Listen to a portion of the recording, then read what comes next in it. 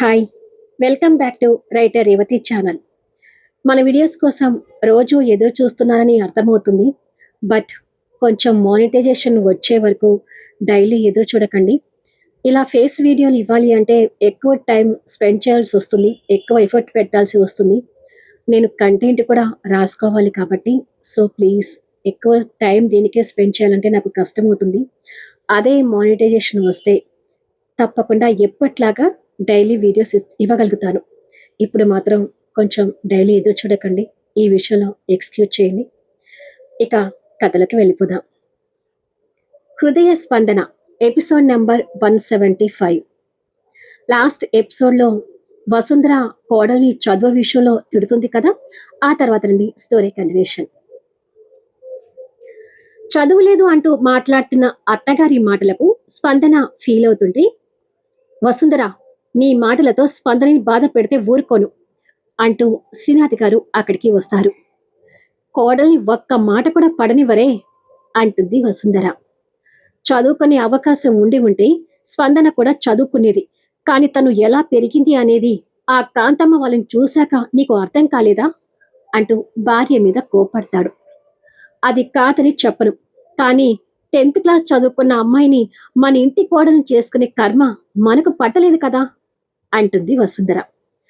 నువ్వు ఇక్కడే ఉంటే తనతో ఇలాగే మాట్లాడతావు, ముందు ఆఫీస్కి వెళ్దాంరా అని భార్య చేయి పట్టుకొని, నువ్వు తన మాటలు పట్టించుకోకమ్మా అని కోడలికి చెప్పి భార్యను తీసుకుని వెళ్ళిపోతుంటే వసుంధర తనని కోపంగా చూస్తూనే భర్త వెంట వెళ్తుంది. స్పందన ఆ కోపాన్ని చూసి బాధపడుతూ, తన కోపంలో కూడా న్యాయం ఉంది. నిజంగానే నేను ఇలాంటి ఇంటికి, హృదయ్ గారి లాంటి బిజినెస్ మ్యాగ్నెట్కి భార్యని కావడం ఏంటి అని అనుకుంటుంది. అలా అత్తగారి మాటల గురించి బాధపడుతూనే ఆఫీస్కి ముగ్గురికి లంచ్ పంపించడం కోసం మంగమ్మని కూడా వద్దని చెప్పి తనే వంట ప్రిపేర్ చేస్తుంది. సాయంత్రం అదే మాటల గురించి రూమ్లో కూర్చొని బాధపడుతూ ఉండగా హృదయ్ ఆఫీస్ నుంచి ఇంటికి చేరి రూమ్లోకి వస్తాడు. హృదయ్ వచ్చినా కూడా గమనించకుండా ఆ బాధలో పరధ్యానంగా ఉండగా, హలో మేడం అంటూ స్పందన మొహం మీద చిటికలు వేస్తాడు హృదయ్. దాంతో స్పందన తేరుకొని బెడ్ మీద నుంచి లేచి, ఎంతసేపు అవుతుంది హృదయ్ గారు మీరు వచ్చి అని అడుగుతుంది. నేను వచ్చినా కూడా గమనించుకున్నంత పరధ్యానంలో ఉన్నావేంటి, దేని గురించి అంతగా ఆలోచిస్తున్నావు అని అడుగుతాడు.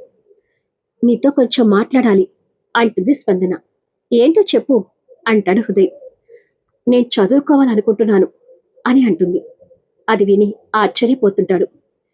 నేను చెప్పేది నిజమే, నేను చదువుకోవాలనుకుంటున్నాను అని మళ్ళీ చెప్తుంది స్పందన. ఏంటి సడన్గా ఈ నిర్ణయం అని హృదయ్ అర్థం కానట్టుగా అడుగుతాడు. అత్తగారు తిట్టారని చెప్పలేకపోతూ, ఎందుకో చదువుకోవాలనిపించి అడుగుతున్నాను, ప్లీజ్ నన్ను చదివించండి అని రిక్వెస్ట్ చేస్తుంది. దీనికి నువ్వు ఇంతగా రిక్వెస్ట్ చేయాలా, నిజంగానే మంచి నిర్ణయం తీసుకున్నావు అని భార్యని దగ్గర తీసుకొని నుదిటిన ప్రేమగా ముద్దిచ్చాడు. మరికొద్దిసేపటికి స్పందన నిర్ణయం వసుంధర శ్రీనాథ్ గారికి దగ్గరికి చేరుతుంది. అది విని వసు కూడా ఆశ్చర్యపోతుంటే, నీకు చదువుకోవాలని ఇంట్రెస్ట్ ఉందా అమ్మా అని అడుగుతారు శ్రీనాథ్ గారు. ఉంది మావయ్య గారు, చదువుకుంటాను, నిజానికి నేను స్కూల్లో టాపర్ని అని అంటుంది. అయితే ఇంకేం హృదయ్, తను చదువుకోవటానికి ఏర్పాట్లు చూడు, నా కోడలు ఎవరితో మాటలు పడటం నాకు ఇష్టం లేదు అని శ్రీనాథ్ గారు భార్యని ఉద్దేశించి కోపంగా చెప్పి అక్కడి నుండి వెళ్ళిపోతాడు. స్పందనని ఒకలా చూస్తూనే వసు రూమ్లోకి వెళ్తుంది. అప్పటికి కూడా శ్రీనాథ్ గారు భార్య మీద కోపంగా ఉండి సూట్ విప్పుతుండగా వసు లోపలికి వస్తుంది. ఏంటి శ్రీనాథ్, నా మీద అంత కోపంగా ఉన్నావు అని అడుగుతుంది వసుంధర. స్పందనని బాధ పెట్టేలాగా మాట్లాడడం మానుకో వసుంధర అంటారు శ్రీనాథ్ గారు. హృదయ్ ఆ రూమ్లోకి రాపోయి ఆ మాటలు విని గుమ్మం దగ్గరే ఆగిపోతాడు. నేను ఉన్న మాటే అన్నాను కానీ లేని మాట అన్నానా? నా ఇంటికి వచ్చే కోడలు బాగా చదువుకొని హృదయతో పాటు సమానంగా బిజినెస్ చూసుకునేలాగా ఉండాలని నేను మొదట్లో ప్రియాంకని కోడలిగా చేసుకోవడానికి ఇష్టపడ్డాను. కానీ ఇప్పుడు చదువులేని స్పందన కోడలిగా రావడం చూసి బాధపడుతున్నాను. ఆ బాధలోని తన్ని 2 మాటలు అన్నాను అని అంటుంది. ఓహో, స్పందన ఇలా నిర్ణయం తీసుకోవడానికి అమ్మ కారణమా అని అనుకుంటాడు హృదయ్. ఏం, మన ఇంటికి వచ్చిన కోడలు బిజినెస్ చూసుకోవాలని ఏమైనా రూలా? ఇంటి పట్టున ఉండకూడదా అని అడుగుతారు శ్రీనాథ్ గారు. నా ఇంటికి వచ్చే కోడలు గురించి నాకంటూ కొన్ని అభిప్రాయాలు పెట్టుకున్నాను శ్రీనాథ్. అవి ఏవి నెరవేరకపోతే బాధగా ఉండదా అంటుంది వసుంధర.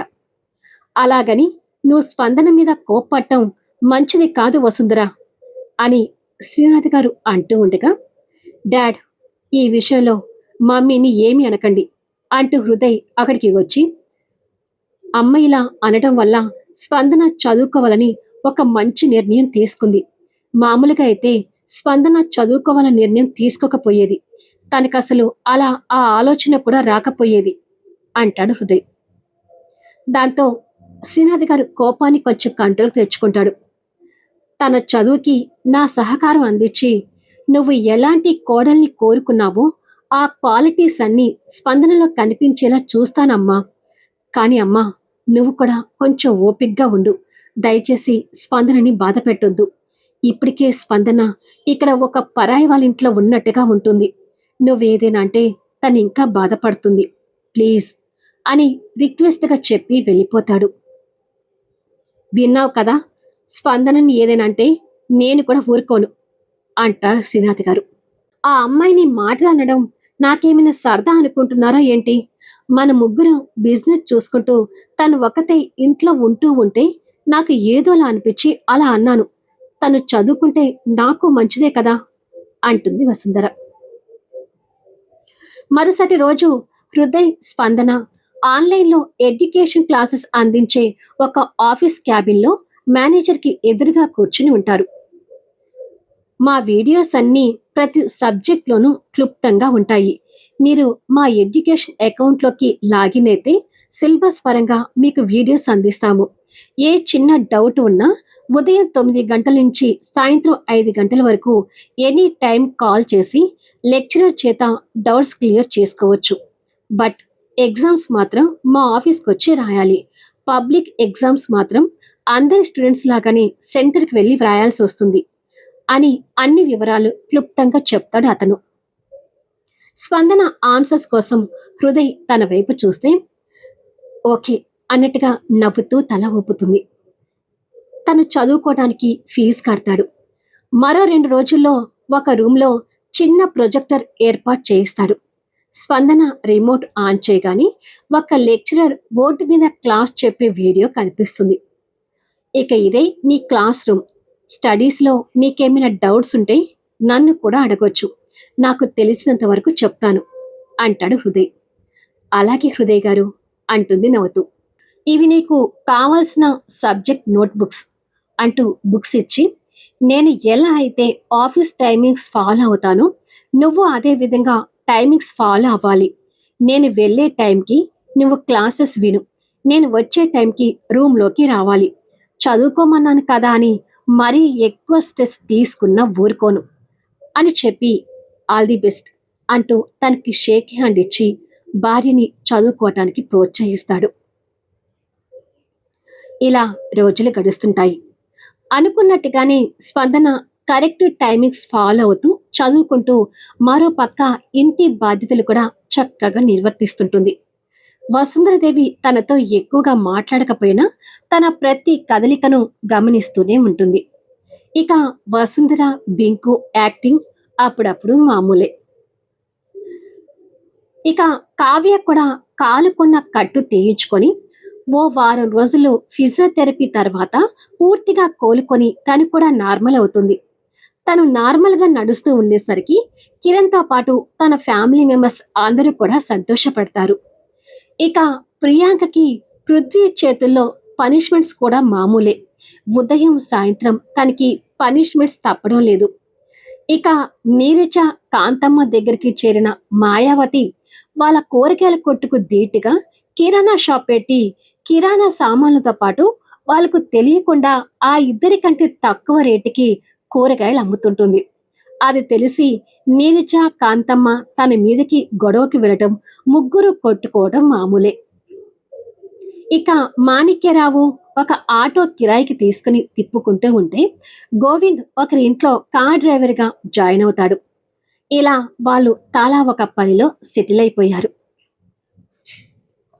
ఇలా ఒకరోజు కిరణ్ కట్టుబన్ని వేసుకుని బెడ్ మీద బోర్లగా పడుకొని ఫోన్లో గేమ్ ఆడుతుంటే కావ్య కాఫీ కప్ పట్టుకొని వచ్చి, కాఫీ అడిగావు కదా కిరణ్, తీసుకో అని అంటుంది. కళ్ళు కనిపించడం లేదా? ఫోన్లో గేమ్ ఆడుతున్నా, అక్కడ పెట్టు అని నిర్లక్ష్యంగా చెప్తాడు. అదేదో తర్వాత ఆడుకోవచ్చు కదా, ముందు కాఫీ తీసుకో అంటుంది కావ్య. ఏయ్, నేను నీ మొగుణ్ణి, నేను చెప్పింది నువ్వు చేయటం నీ బాధ్యత, సో చెప్పింది చెయ్యి అని మొగుడు పొగరు చూపిస్తాడు. ఆ మాటలకి కోపం తెచ్చుకుంటూ, ఎక్కడ పెట్టను అని అంటుంది.